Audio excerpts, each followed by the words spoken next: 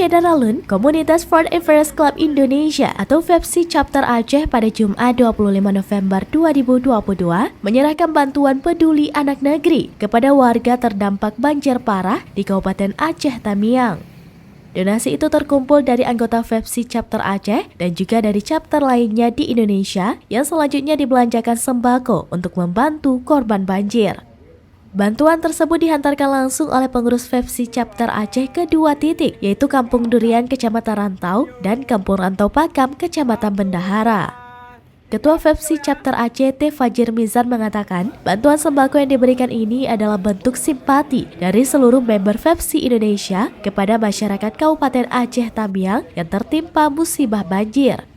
T. Fajir berharap bantuan yang telah disalurkan tersebut bisa sedikit membantu meringankan beban masyarakat yang saat ini sedang berbenah kembali pasca musibah banjir Aceh Tamiang. Pihak BPBD Aceh Tamiang mengucapkan terima kasih kepada pengurus FEPSI Chapter Aceh yang telah menyalurkan langsung bantuan itu ke Kampung Durian dan Kampung Rantau Pakam. Dari Lansa, Subir, Seramnews.com.